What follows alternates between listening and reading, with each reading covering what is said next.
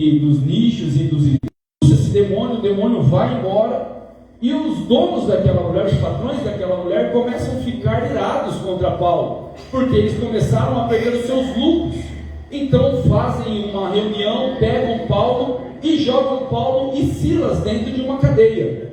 E Paulo e Silas dentro daquela cadeia, em vez de estar murmurando, em vez de estarem preocupados com como eles iam sair de lá, a Bíblia diz que eles estão adorando, estão louvando ao Senhor.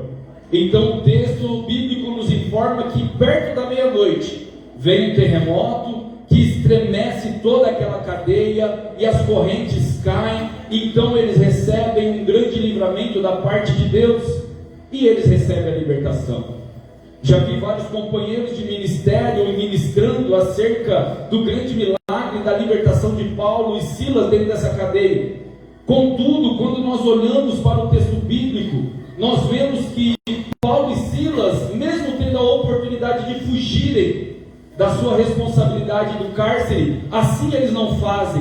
Eles ficam parados dentro do cárcere, esperando o carcereiro chegar naquele lugar. E quando o carcereiro chega naquele lugar, ele se apavora e, prestes a se apunhalar, ele escuta uma voz bem alta dizendo: não faça tal.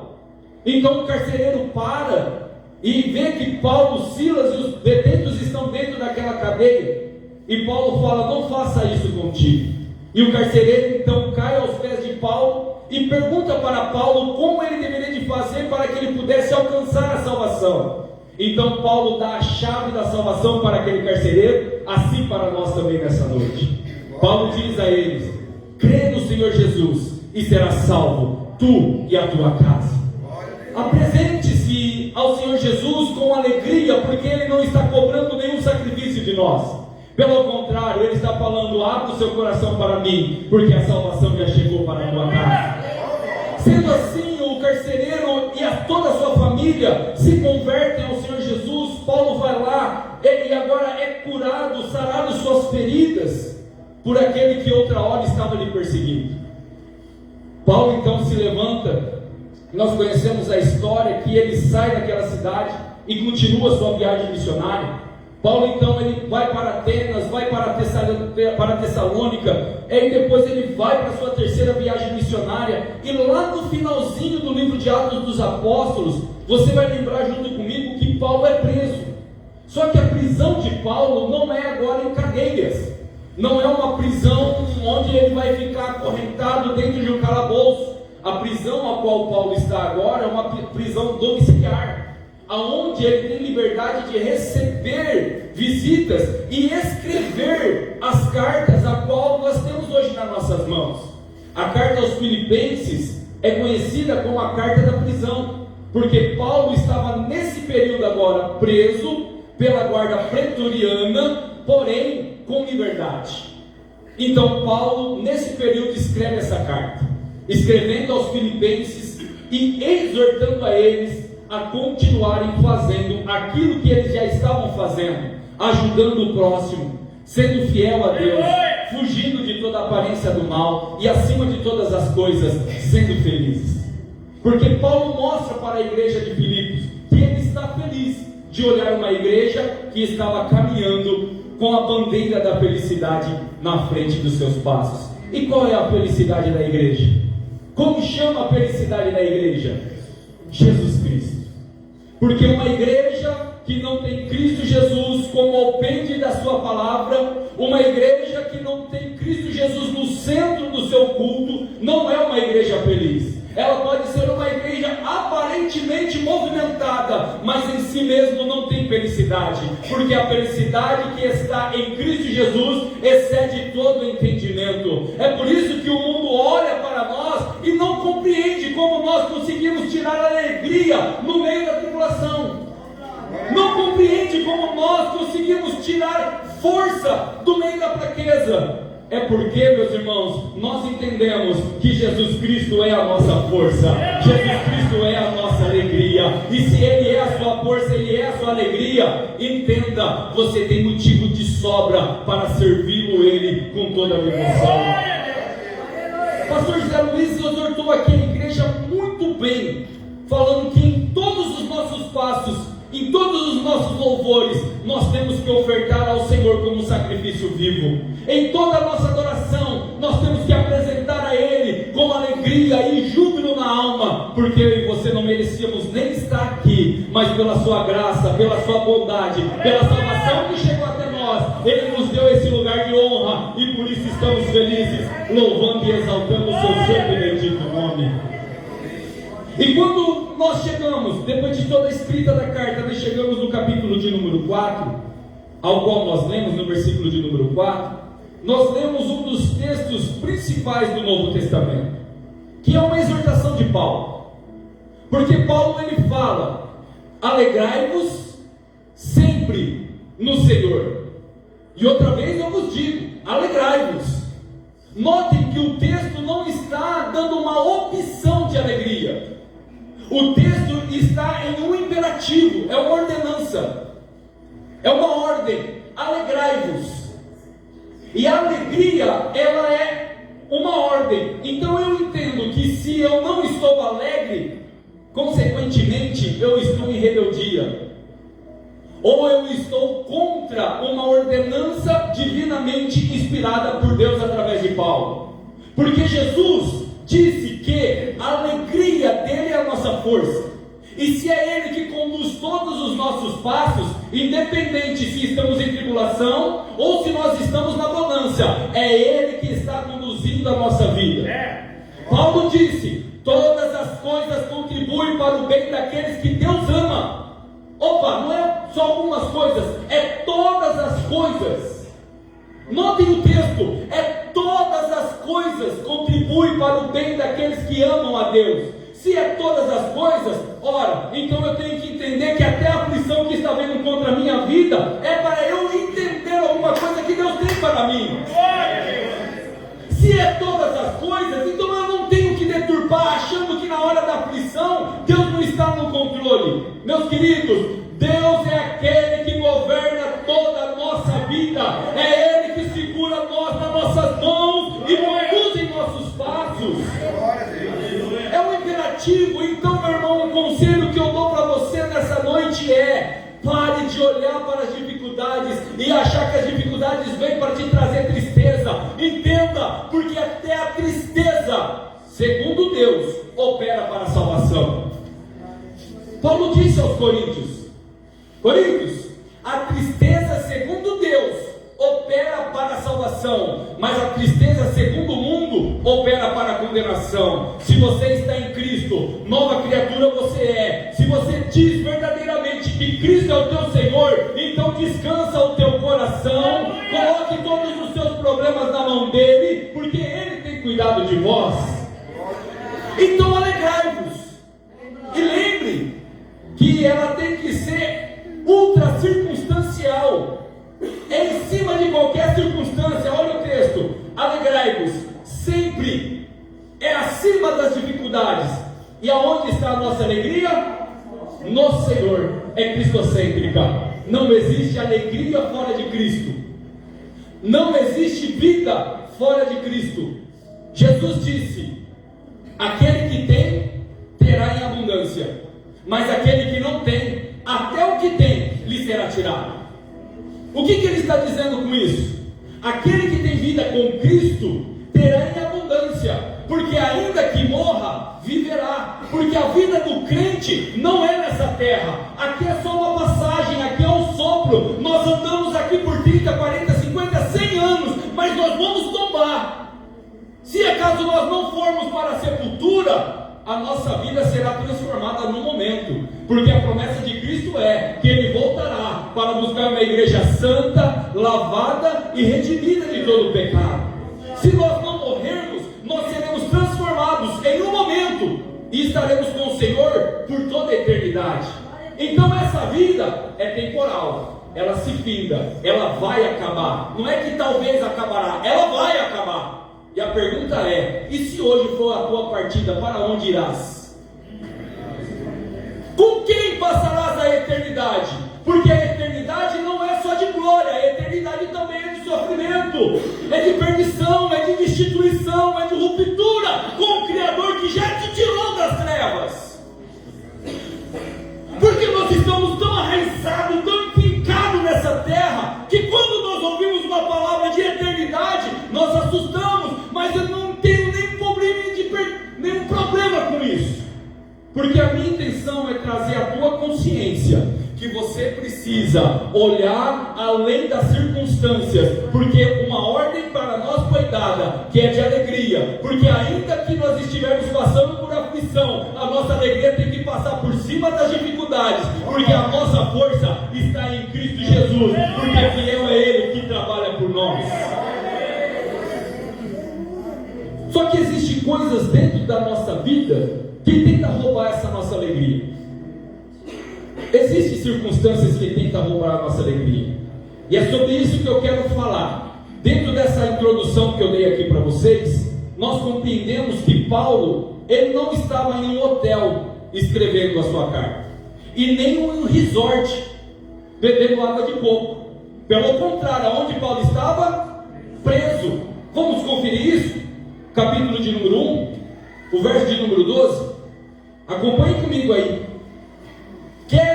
Eu quero, irmãos, que saibais que as coisas que me aconteceram contribuíram para maior proveito do Evangelho.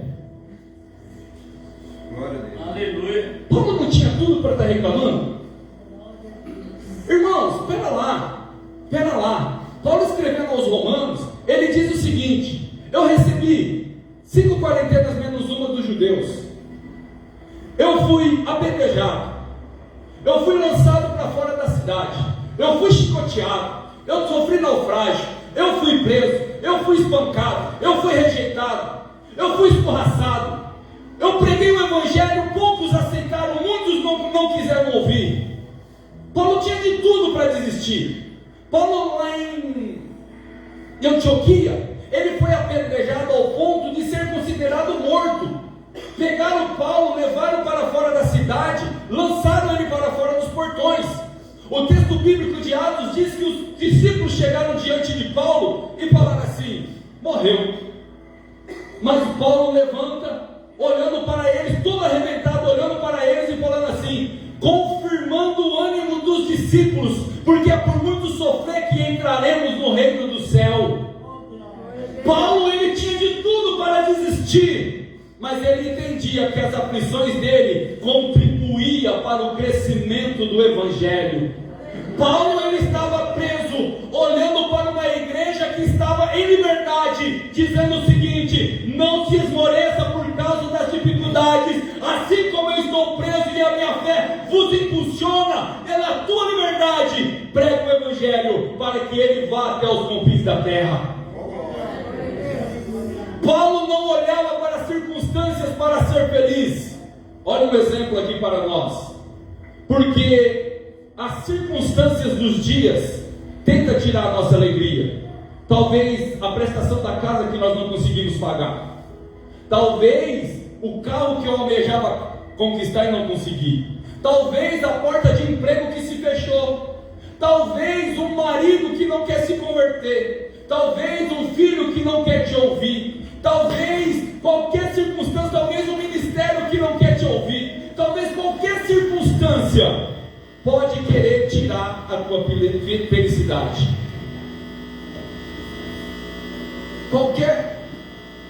Qualquer circunstância pode querer tirar a sua felicidade. Só que assim como Paulo nos ensinou, olhe para cima das circunstâncias. Paulo estava preso com a guarda pretoriana na sua guarda, porque olha só o verso de número 13: de maneira que as minhas prisões em Cristo foram manifestadas por toda a guarda pretoriana e por todos os demais lugares. Amém? Qual verso nós estamos? Então não está amém, verso 13, lê lá comigo. De maneira que as minhas prisões em Cristo, opa, olha o entendimento aqui, as minhas prisões em quem? Em Cristo. Não é por causa dos meus erros, não, é em Cristo. Você está sendo perseguido por causa de Cristo? Estão mentindo por tua causa por causa de Cristo? estão indo contra você por causa de Cristo, disse Jesus: exultai-vos e alegrai-vos, porque é grande o vosso galardão. É por causa de Cristo que estamos sendo perseguidos? Vamos nos alegrar, porque é grande o galardão guardado para nós. Agora, outro detalhe é ser perseguido por aquilo que eu acho que tem que ser feito.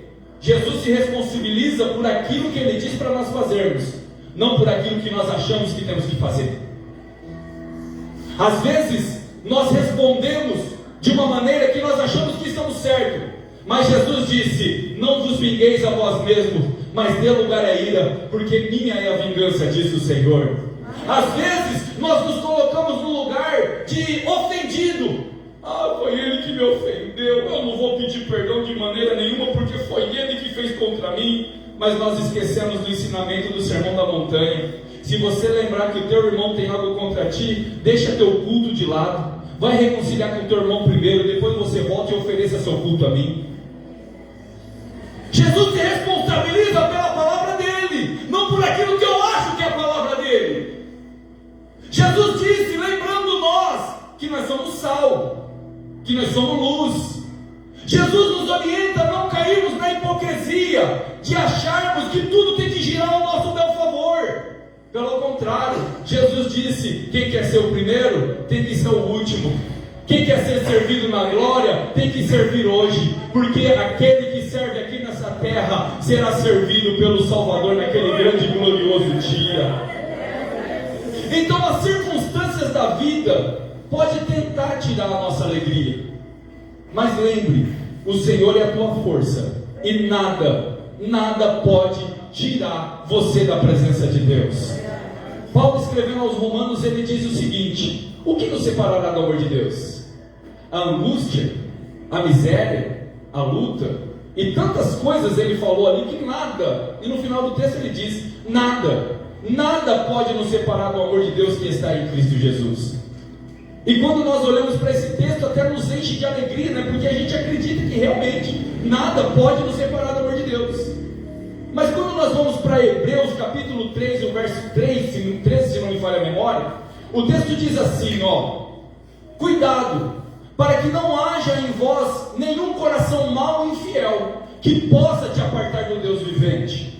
Logo então, nós entendemos que aquilo que está dentro de mim pode me apartar do Deus vivente, mas aquilo que vem de fora para me derrubar não pode me apartar do meu Deus vivente. Entenda, meu irmão, as dificuldades, as aflições desse tempo presente, a miséria, a porta fechada, a doença não curada, a porta não aberta, nada disso pode te afastar de Deus, porque Ele é maior do que todas essas coisas. Mas o sentimento que nós criamos dentro de nós, isso sim pode nos apartar de Deus. Sabe aquela raiz de amargura que às vezes eu tenho daquela pessoa que eu não quero ver? Isso pode te apartar do Deus vivente. Sabe aquele perdão que você não quer liberar? Aquela coisa de 10, 20, 30, 50 anos atrás, de ontem ou de antes de ontem, que você não quer perdoar? Isso sim pode te apartar do Deus vivente. Porque Jesus disse: aquele que não perdoar os seus irmãos, Deus também não te perdoa. Perdão traz perdão. Não venha com desculpa de que a dificuldade está muito difícil para gerar alegria dentro de ti, porque se Cristo está dentro de vós, a alegria emanará na manhã do dia. Nós estamos perdendo o foco do que é alegria, porque nós achamos que alegria é ter conta recheada de dinheiro. Nós achamos que alegria é eu ter minha saúde plena. Nós achamos que alegria é um profeta vir marchando na minha reta e falar assim: assim diz o Senhor. Para, irmão, isso não é alegria não. Isso daí é que o mundo dá. E dependendo se vê lá na macumbaria, também tem revelação. O que é alegria de verdade é eu e você conseguimos olhar Deus até nas tribulações. Você está vendo Deus nas suas dificuldades? Você consegue ver Deus onde você não consegue enxergar nada? Isso é fé. Porque eu só mostro que eu tenho fé quando Deus não me responde nas minhas aflições e eu permaneço fiel a Ele. Porque muitos, quando não recebem uma resposta, a primeira coisa que fazem é esmorecer e virar as costas para o Criador. esquecendo que quem depende de quem é nós que dependemos dele, ele não depende de nós para nada. Deus sem o seu louvor é Deus do mesmo jeito. E você sem ele, quem somos nós? O que seria de mim sem a salvação? Porque a Bíblia nos garante que não é que nós talvez seríamos condenados, a Bíblia nos garante que nós já estávamos condenados, nós já estávamos à deriva nessa perdição, mas Deus, por nos amar primeiro, enviou o seu Filho, seu único Filho, para morrer em nosso lugar, pagar o verdadeiro preço, ser morto, ressuscitar ao terceiro dia, está à destra do Pai, olhando e contemplando cada coração aqui nessa noite. A alegria, ela tem que saltar por cima da circunstância. Outra coisa que pode tentar tirar a nossa alegria, capítulo 2, o verso de número 3: nada façais por contenda ou por vanglória, mas por humildade, cada um considere o outro superior a si mesmo. O sentimento pode tirar a nossa alegria.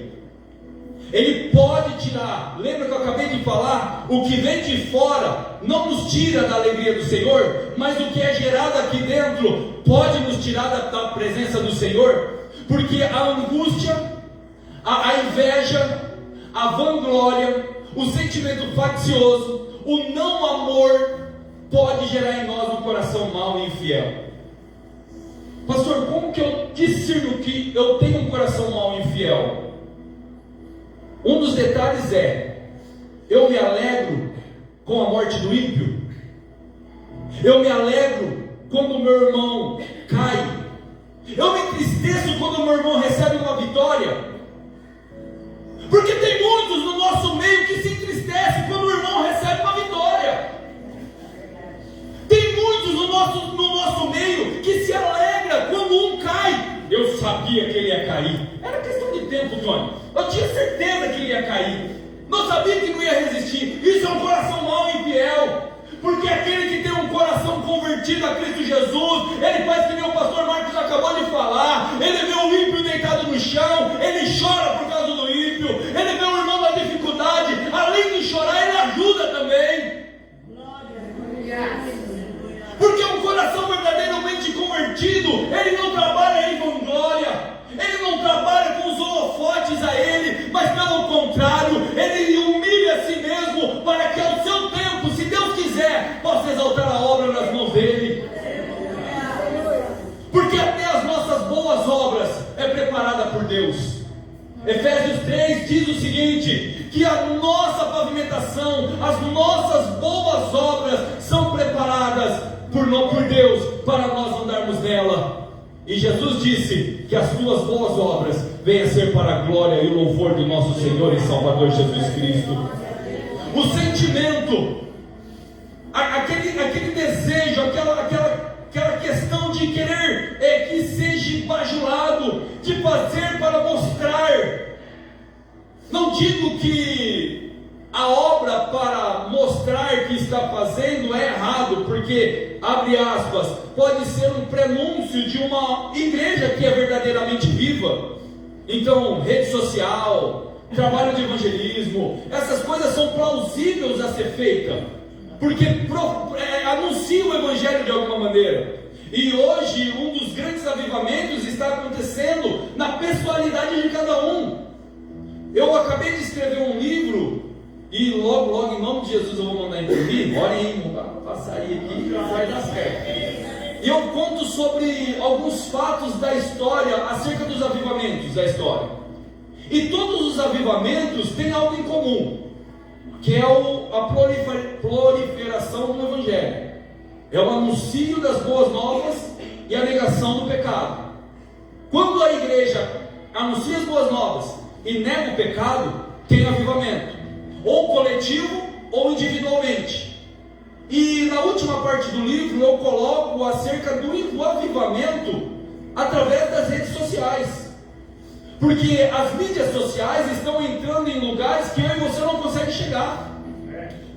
As mídias sociais estão chegando nos rincões da Amazônia. aonde muitos dos nossos irmãos missionários não estão conseguindo chegar. Então eu entendo que fazer a obra de Deus com os holofotes focados para as nossas obras é sinal de um proliferamento do Evangelho, e isso daí é bom, porque quer que todo mundo seja evangelizado. Eu entendo que isso daí é plano de Deus, não tiro de maneira nenhuma o governo de Deus sobre isso. Agora o problema está em se colocar como holofote, se colocar que sem o pastor Zé Luiz, sem qualquer ministério, o Evangelho não será anunciado. Quando nós colocamos no lugar do Evangelho e falamos, sem nós o Evangelho não é anunciado, nós estamos tomando o lugar do Espírito Santo, e isso daí é vanglória. E eu estou falando isso porque se você ligar o teu celular agora aí, você vai ver que nós estamos nesse mundo, aonde as pessoas estão focando para si, até falam de Cristo, mas falam de Cristo tomando a glória para si, arrastando multidão para si. Então, meus irmãos, não caia nessa ludibriação, porque esse falso sentimento pode nos apartar do Deus vivente. Esse sentimento faccioso pode sim nos apartar do Deus vivente. Deu para entender? Vamos para mais um feito que pode tentar tirar a nossa alegria. Capítulo de número 3, capítulo de número 3, verso de número 19. Cujo o fim é a perdição, cujo Deus é o ventre, cuja glória é para a confusão deles, que só pensam nas coisas dessa terra. Outra coisa que pode minar a nossa alegria é o desejo desenfreado com as coisas dessa terra. Conheço irmãos, não são poucos, são muitos, que vêm para a igreja para fazer barganha com Deus. O pastor Zé Luiz acabou de falar aqui pontuadamente. Não faça barganha com Deus, porque Deus, desculpa a minha expressão, está pouco ligando para 1 milhão que você tem. O que darei eu ao Senhor por todos os benefícios que Ele tem me feito? Eu vou dar para Ele o boi? Eu vou dar para Ele a casa? Tudo é dele. Tudo é dele. Tudo é dele. Tudo. Se nós servimos a Deus, todas as coisas são deles. A minha casa é dele, a minha finança é dele, o meu carro é dele, a minha família é dele, a minha vida é dele. Deus, Ele não quer só uma parte de nós, Ele quer o nosso corpo, a nossa alma, o nosso espírito, o nosso todo. Tudo isso é de Deus. Contudo, nós enxergamos irmãos que vêm para casa, que vêm para um culto de oração, para um culto de adoração, simplesmente para receber. E vocês sabem que aqui não é lugar de receber nada. Aqui não é lugar de você vir aqui receber nada. Você vem aqui com primazia para ofertar, para dar, para agradecer, para glorificar. E por consequência, se Deus assim achar por bem, Ele manifesta da sua Shekinah, derramando cura, libertação, salvação sobre nós. Mas a primazia nossa é de glorificar o seu nome por todos os benefícios que Ele tem dado. Mas nós estamos vendo uma distorção. Nós estamos vendo, eu estou falando abertamente porque eu sei que os irmãos acompanham a igreja global.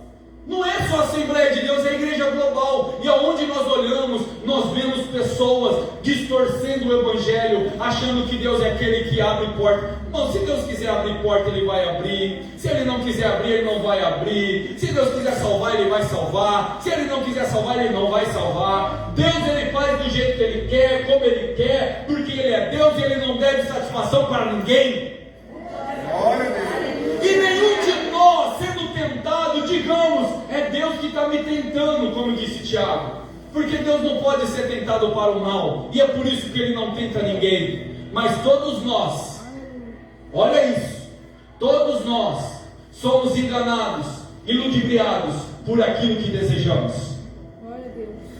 Na antiga aliança, para eu ser considerado um ladrão ou um adúltero, eu tinha que roubar ou adulterar. Agora, na nova aliança com Cristo Jesus, disse Jesus: se você olhar para a mulher do teu irmão com desejo, já cometeu adultério. Se você olhar com o desejo de obter, já obteve. Antigamente, o juízo era através do juiz e do sacerdote. Hoje, o julgamento é fora o íntimo. É Deus que sonda a intenção do nosso coração. É por isso que nós estamos aqui hoje e temos que estar com o coração bem aberto a Ele. Porque diante de mim, pastor Wellington, eu olho e vejo todos santos. Mas diante daquele que tem um olhar prescrutador, ele é apto para discernir qual é a intenção de cada coração. Com ele não adianta facção, não adianta falsidade, não adianta falar assim: Senhor, eu te adoro, mas dentro do coração está com rancor e ódio. Não adianta falar assim: Senhor, eu te adoro, mas o meu desejo é que o Senhor abra a porta, porque se o Senhor não abrir a porta, eu não te sirvo mais. Ou sejamos crentes, ou não sejamos crentes, porque a Bíblia nos orienta: aquele que é limpo, limpe-se ainda, mas aquele que é sujo, suje-se ainda. Quer um conselho? Limpe-se. Limpe-se. Limpe-se, porque o fim está próximo. O céu conclama a volta do Criador. O mar está gritando a volta do Criador. O vento está soprando aos quatro cantos que Cristo vai voltar. Alipai as mãos pecadoras, rasgai o vosso coração, não as vossas vestes, porque isso é exterior. O que Deus quer é aquilo que está no interior. Já é hora de despertarmos desse sono, porque a nossa salvação está mais perto hoje do que quando aceitamos a nossa fé. Cuidado, as coisas dessa terra podem tentar tirar a tua alegria, e a alegria eterna. Para nós concluirmos, capítulo de número 4, verso de número 6. Não estejais inquietos por coisa alguma, antes as vossas petições sejam em tudo conhecidas diante de Deus, pela oração e súplica com ação de graça. E a paz de Deus, que excede todo entendimento, guardará os vossos corações e os vossos pensamentos em Cristo Jesus.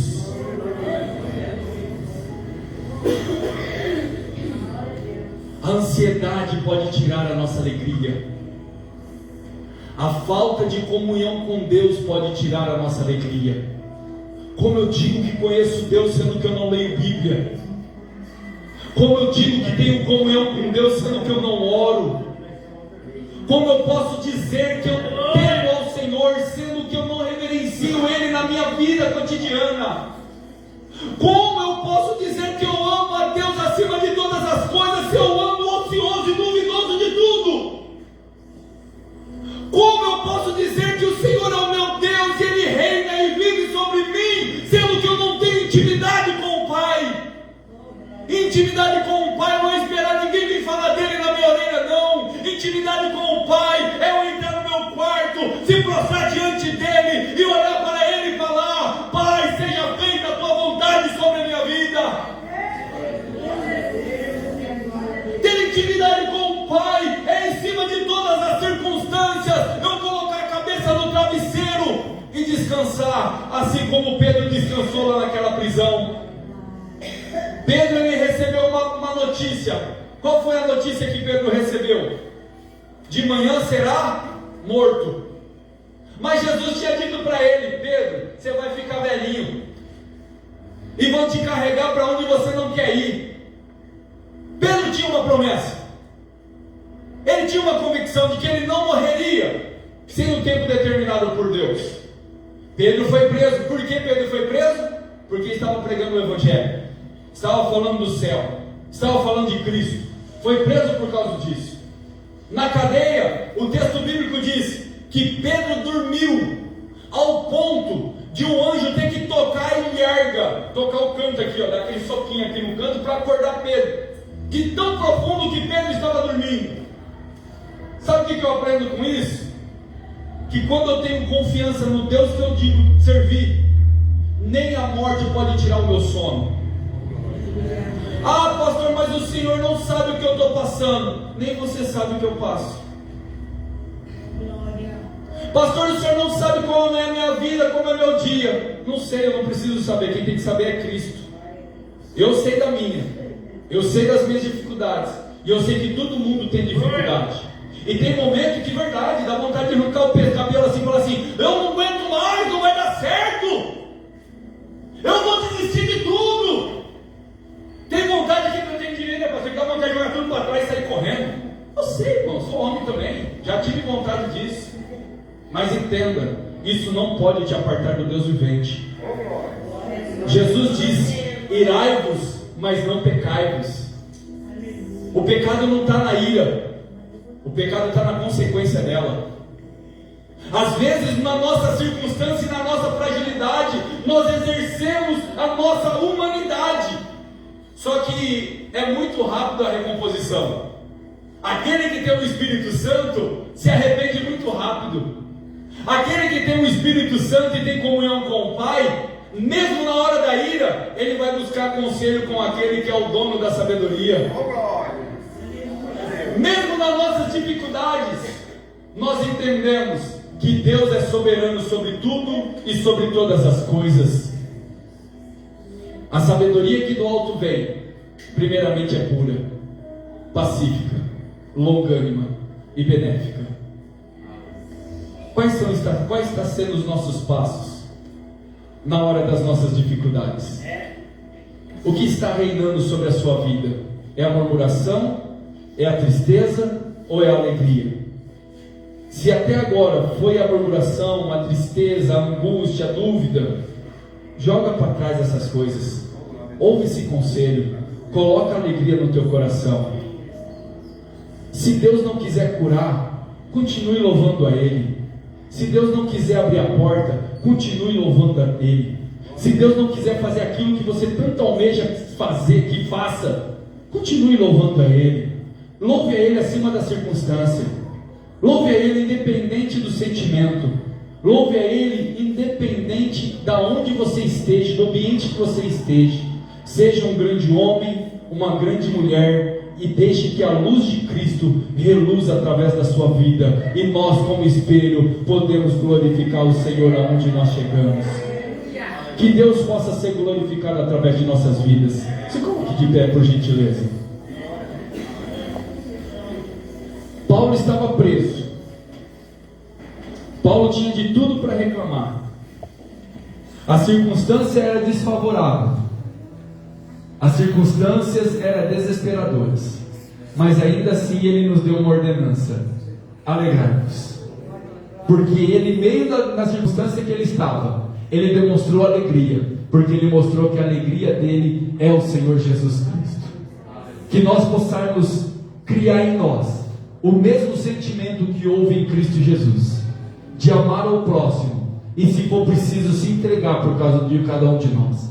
Que nós possamos servir mutuamente um ao outro, e possamos ser alegres, porque Deus tem derramado sobre a igreja de Monte Alto liberdade, paz, prosperidade, harmonia. Tem feito milagres, tem feito prodígios. Só não é alegre quem não quer, porque nós temos motivos suficientes para tirarmos da nossa fraqueza a força, de tirarmos do meio da nossa tristeza a alegria, e fazer ela sobressair todas as nossas dificuldades. Vamos orar. E eu peço que você curva a sua cabeça neste momento, que você possa ligar o seu pensamento no trono da graça. E se há falta de sabedoria na tua vida, peça a Deus, porque Ele lança sobre nós a sabedoria do alto. E Ele não é como um homem que fica jogando na cara que Ele deu essa sabedoria. Pelo contrário, é Ele que nos instrui a agirmos com sabedoria em todas as nossas circunstâncias, para que o nome dEle venha a ser glorificado. Que nessa noite vamos orar, para que o Espírito Santo possa repousar sobre cada um, e Ele possa receber de ti o teu culto, possa receber de você a sua gratificação, e Ele possa manifestar na sua vida um verdadeiro avivamento. Senhor, diante da tua presença, Pai, nós nos prostramos e nos curvamos e reconhecemos, Senhor, a nossa pequenez. Nós reconhecemos as nossas falhas, as nossas transgressões. Reconhecemos, Senhor, que muitas das vezes, por causa das circunstâncias da vida, nós nos desesperamos. Nós achamos que não há solução para as nossas dificuldades. E até mesmo, Senhor, de alguma maneira, nós nós decidimos na nossa loucura de que o ímpio é mais feliz do que nós. Mas, Senhor, nós pedimos perdão a Ti, por causa de todos esses pensamentos e dessas palavras. Nós sabemos, Deus, que nós falamos ociosamente, não é aquilo que está no nosso coração. Pai, que Teu Espírito Santo possa mais uma vez confortar a nossa alma, o nosso entendimento, renovar em nós, Senhor, um coração puro, uma mente sarada, uma mente convertida, que nós possamos, Senhor, em todas as nossas reuniões de oração, ofertar ao Senhor o nosso culto vivo, racional, o nosso corpo como sacrifício vivo, agradável ao Senhor. Que nós, Senhor, em nome do Teu Filho amado, ao qual se entregou por nós e nos trouxe essa alegria nessa noite, nos proporcionou, Senhor, a dádiva da vida, a vida eterna com Cristo Jesus, que nós possamos receber de Ti, Senhor, todos os dons celestiais, os dons necessários, meu Pai, para continuarmos caminhando, andando segundo a Tua vontade, nas veredas da Tua justiça. Senhor, abre as portas, Senhor, repreenda a enfermidade, faça um milagre, traga saúde, Senhor, traga harmonia no matrimônio, traga alegria nos lares, traga, Senhor, prosperidade nas finanças, abra, Senhor, o intelecto da Tua igreja, atenta-te, Senhor, em nosso coração, os sinais da Tua volta, que nenhum de nós venhamos ser, Senhor, pego de surpresa naquele dia, mas que todos nós possamos nos achar dignos, Senhor, de sermos arrebatados até as mansões celestiais, para nos encontrarmos com o nosso Salvador. Senhor, revista em nós, Senhor, a Tua verdade, revista em nós, Senhor, o fogo do Teu Espírito, purifica, Senhor, a nossa consciência, aplume os nossos passos, tire de nós, Senhor, a velha natureza, eis que tudo se faz novo em nossas vidas nessa noite. Perdoa, Senhor, as nossas dificuldades, aplana, Senhor, a nossa trajetória, segure fielmente em nossas mãos, para que nós não venhamos desviar, Senhor, do Teu caminho, que nós não venhamos cochear em dois pensamentos, que nós não venhamos, Senhor, ser tribulados, Senhor, ao ponto de desistirmos da nossa vida, mas que nós, Senhor, possamos ser acalentados pelo Teu Espírito Santo, sabemos, meu Pai, que o Senhor habita em nós, e o Senhor habitando em nós, tudo é possível ao que crê. Nós cremos com alegria que o Senhor é provedor, nós cremos com alegria de que o Senhor é o sustentador, nós cremos com alegria que o Senhor é o Todo-Poderoso, é aquele que pode fazer infinitamente além daquilo que nós imaginamos, daquilo que nós pensamos. O Senhor é o Deus dessa igreja, é o Senhor que rege esse povo, e as missões desse tempo presente não é para se comparar com aquilo que o Senhor tem revelado para nós. Senhor, sustenta a obra, e se é o Senhor que sustenta a obra, ela prevalecerá, ela continuará, ela marchará até aquele grande e glorioso dia. Senhor, nós te pedimos e te glorificamos no nome de nosso Senhor e Salvador Jesus Cristo, e todos que creem, diga comigo amém. Amém.